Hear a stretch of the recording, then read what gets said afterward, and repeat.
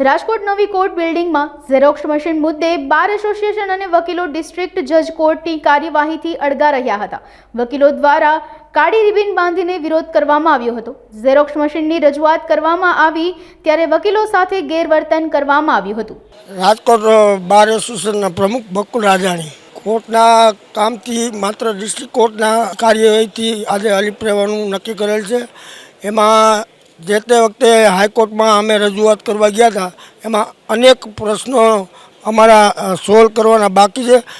ઘણા બધા પ્રશ્નો નિકાલ કરવાના બાકી હોય અને વારંવાર ડિસ્ટ્રિક્ટ જજ સાહેબને રજૂઆત કરવા છતાં તે પ્રશ્નોનો નિકાલ ન આવેલો હોય, જેથી કરીને આજથી રાજકોટ બાર એસોસિએશન તેમજ રાજકોટના તમામ એડવોકેટ ડિસ્ટ્રિક્ટ જજ સાહેબની કોર્ટ કાર્યવાહીનો અલિપ્ત રહેવાનો ઠરાવ નક્કી કરેલ છે। પહેલાં તો એક અમારું કહેવાય ને કે 60 વર્ષ પહેલાંનું જે ઝેરોક્સ મશીન હતું તે ઘણા દિવસે વાતચીત ચાલતી હતી, પરંતુ પરમ દિવસે કોઈ પણને જાણ કર્યા વગર કે નોટિસ આપ્યા વગર એમને ઝેરોક્સ મશીન સવારે 10 વાગ્યાના અરસામાં કોર્ટના સ્ટાફ આવી અને ગેરકાયદેસર રીતે લઈ ગયેલ છે।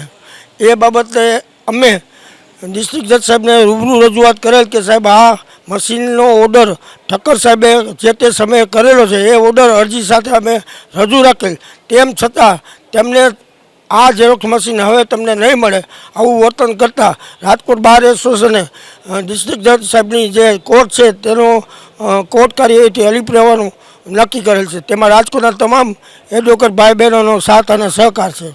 અને બીજું જે કેન્દ્રથી ઝેરોક્સ મશીન એમને ફાળવેલું છે ત્યાં કોઈ પણ જાતની ઝેરોક્સની સગવડતા નથી।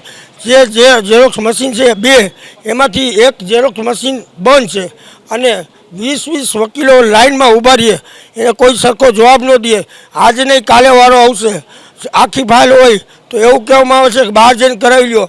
હવે આવું ટેન્ડર જે મંજૂર કર્યું હોય અને વકીલો સાથે નો શોભે એવી વાત કરતા હોય, હું આપને એક ઝેરોક્સ બતાવીશ। ગઈકાલે એમને જે ઝેરોક્સ કરી દીધી છે એક વકીલ ભત્રીજાને આ ઝેરોક્સ એને કરી દીધી છે। આની રજૂઆત અમે ડિસ્ટ્રિક્ટ જજ સાહેબને કરેલ, છતાં પણ એની સામે કોઈ કાર્યવાહી કરેલ નથી અને સિનિયર વકીલોને પણ ઉદ્ધતાઈ ભર્યું વર્તન કરે છે અને ક્યાં પણ એક પણ ઝેરોક્સ સરખી કરતા નથી, ઝેરોક્સ કરતાં આવડતું નથી।